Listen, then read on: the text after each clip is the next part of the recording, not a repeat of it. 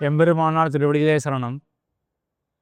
பிள்ளை லோகாச்சாரியர் அழைய மணவாளப் பெருமாள் நாயனார் என்ற இரு ஆச்சாரியர்கள் இருந்தார்கள். ராமானுஜருடைய சிஷ்ய பரம்பரையிலே வந்தவர்கள்.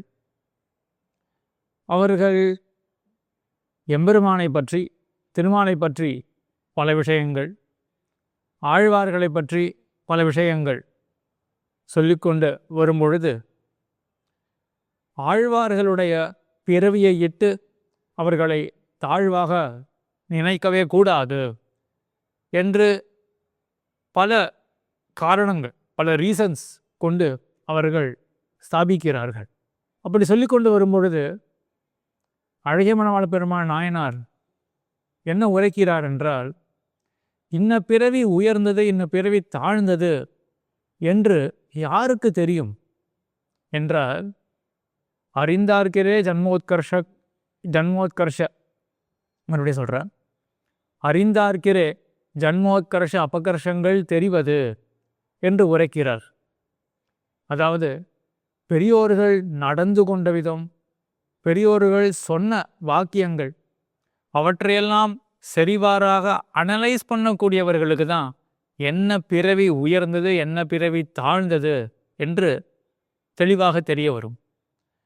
பொதுவாக என்ன எண்ணம் அந்த காலத்தில், இதெல்லாம் 800 வருஷங்களுக்கு முன்னாடி, அந்த காலத்தில் பெரும்பாலும் எல்லாருக்கும் என்ன எண்ணமாக இருந்தது என்றால், பிராமண பிறவி அது உயர்ந்தது என்ற எண்ணம் இருந்தது.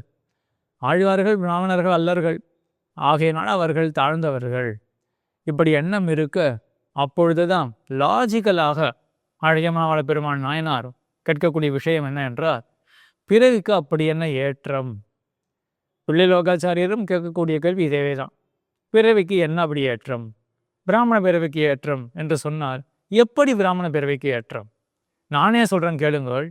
பிராமண பிறவியானது ஏன் விலை செல்லுகிறது என்றால், வேதத்தை கற்க முடியும், அந்த வேதத்தை கற்று பகவானை பற்றி அறிய முடியும், அதற்கு பிறகு பகவானிடத்தில் அன்பு செலுத்த முடியும், பகவானை அடைய முடியும். இந்த காரணங்களால் தானே பிராமண பிறவிக்கு ஏற்றம். ஆக பக்தி பிறக்க வாய்ப்பு அதிகம். கடைசியில் பக்திக்கு தானே ஏற்றம். அப்போ பக்தி இல்லாத ஒரு பிராமணன் அவன் தாழ்ந்தவன் தானே. அதே போல பக்தி இருக்கக்கூடிய ஒருத்தவர் உயர்ந்தவர் தானே என்றெல்லாம் சொல்லிக்கொண்டு, இது நானா லாஜிக்கலாக திங்க் பண்ணி சொல்லலை, ஆனால் மற்ற ரிஷிகள் பெரியோர்களுடைய வச்சனங்களும் இப்படி தான் இருக்கின்றன என்பதையும் புள்ளிலோகாச்சாரியர் அழகிய மணவாளப் பெருமாள் நாயனார் காட்டுகின்றார்கள். பெரியோர்கள்லாம் எப்படி உரைத்திருக்கார்கள் என்றால், கர்தப ஜன்மம், ஸ்வபச்சாதமம், சவவிதவா அலங்காரம், பஸ்மாஹுதி என்று கழிப்பர்கள் அப்படின்னு நாயனார் சாதிக்கிறார். அதாவது எந்த ஒரு பிறவியில் பிராமணனாக பிறந்தாலும் கூட பக்தி இல்லாமல் போனால் அவன் கழுதைய போல, குங்குமம் சுமந்த கழுதைய போல அவன் என்று ரிஷிகளே கூறியுள்ளார்கள். எல்லாருக்கும் தலைவர்கள் ரிஷிகள் தானே. அவர்கள் சொல்லுவது என்னன்னா, பிளாங்கெட்டா பிராமண பிறவி உயர்ந்த பிறவி என்று ரிஷிகள் ஒப்புக்கொள்ளவே இல்லை. பகவானை பற்றின ஞானம் இருந்தால், பக்தி இருந்தால் தான் அந்த பிறவிக்கு உயர்த்தியே ஒழிய பிளாங்கெட்டாக பிராமண பிறவியானது உயர்ந்த பிறவி என்று ஒப்புக்கொள்ளவில்லை. அந்த ரிஷியுடைய வச்சனம் எப்படி இருக்கு அப்படின்னா, எந்த ஒரு பிறவியில் பிராமணனாக பிறந்தும் கூட அவனுக்கு பக்தி இருக்கோ, அவன் குங்குமம் சுமந்த கழுதைய போல அப்படின்னு சொல்லி இருக்கார்களே. அதோட மட்டும் நிற்கலை, பஸ்மாஹுதி என்று சொல்லியிருக்கார்கள். அதாவது பஸ்மம் இருக்கு இல்லையா, சாம்பல், அதில் ஆகுதி கொடுத்தோமே என்றால் என்ன பயன் இருக்க போகிறது? கோயில்களெல்லாம் கும்பாபிஷேகம் போன்ற உற்சவங்கள்லாம் பண்ணுவார்கள் இல்லையா, அங்கே கோமத்தை வளர்ப்பார்கள். எங்கே அந்த ஆகுதியை விடுவார்கள்? நெய்யோ தயிரோ எங்கே விடுவார்கள்?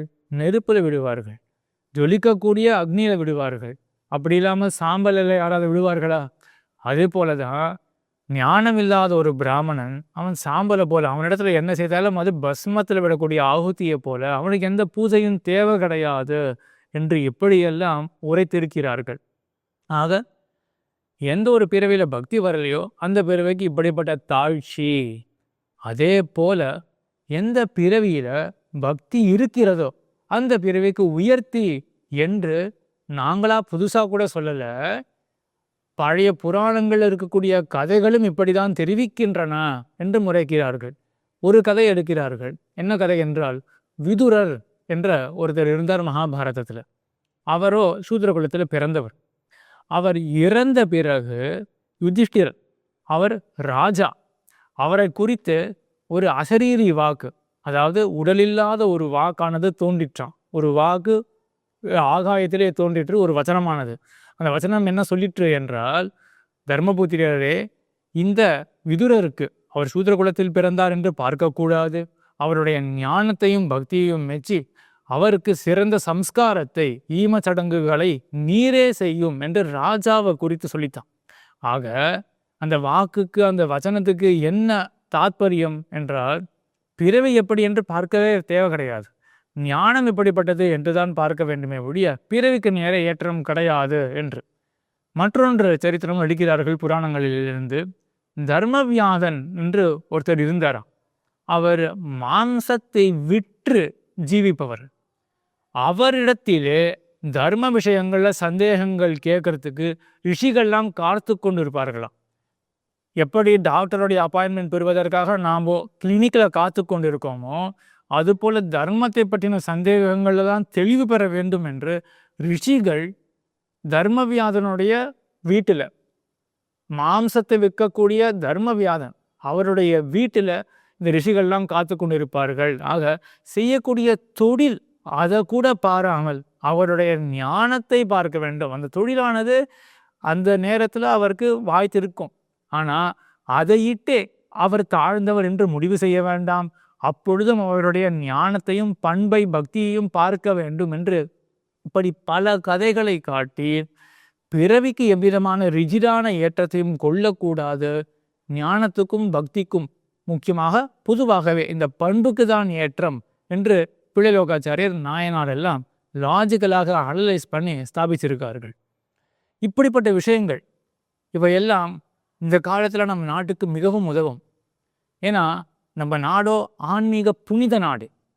ஆனால் அந்த புனிதத்தன்மையெல்லாம் இழந்து பிளந்திருக்கு, மிகவும் பின்தங்கி இருக்கு. இதற்கு காரணம் என்ன என்றால், கால அடைவில் இந்த பிறவி பிறவி பிறவி என்று கம்யூனிட்டி பேஸ்டாக பிரித்து, இது வெறும் பிராமணர்களுடைய பிரச்சனை மட்டும் கிடையாது, எல்லா கம்யூனிட்டியுடைய பிரச்சனை தான். எங்கள் கம்யூனிட்டி வசந்தது அப்படின்னு யார் தான் நினைக்கல. வெறும் பிராமணர்கள் மட்டும்தான் இந்த மாதிரி நினைக்கிறார்களா? எல்லா கம்யூனிட்டிக்காரர்களும் நினைக்கிறார்கள். இப்படி பிறவிக்கே ஒரு ஏற்றத்தை கொடுத்து பண்புக்கு ஏற்றம் கொடுக்காமல் போனதுனால தான் நம்ம நாட்டில் பண்புக்கு மதிப்பே இல்லை. அந்த பண்பை வளர்த்து கொள்ள வேண்டும் அப்படின்ற எண்ணமும் கிடையாது. இதே கண்டினியூ ஆச்சுன்னா நம்ம நாடானது முன்னேற வாய்ப்பே கிடையாது. நாடானது முன்னேறாமல் போனால் என்ன ஆகும்? இந்த உலகத்தில் ஆன்மீகமே இருக்காது. ஆக ஆன்மீகமானது தழைத்து ஓங்க வேண்டும் என்றால் பாரதமானது நன்றாக இருக்க வேண்டும். அது நன்றாக இருக்க வேண்டும் என்றால் இந்த நாட்டில் இருக்கக்கூடிய மக்கள் எல்லாமே முன்பு போலவே வெறும் பண்புக்கு மட்டும் ஏற்றம் கொடுத்து கம்யூனிட்டி வைஸாக பிரித்து பிறவியில் நோக்கில்லாமல் பண்புக்கு ஏற்றம் கொடுக்க வேண்டும். இப்படி இருந்தால் தான் ராமானுஜர் போன்ற மகான்கள்லாம் அவர்கள் பண்ண செயல்களுக்கு ஏதாவது பிரயோஜனம் இருக்கும் என்று சொல்ல முடியும். எம்பெருமானார் திருவடியிலே சரணம்.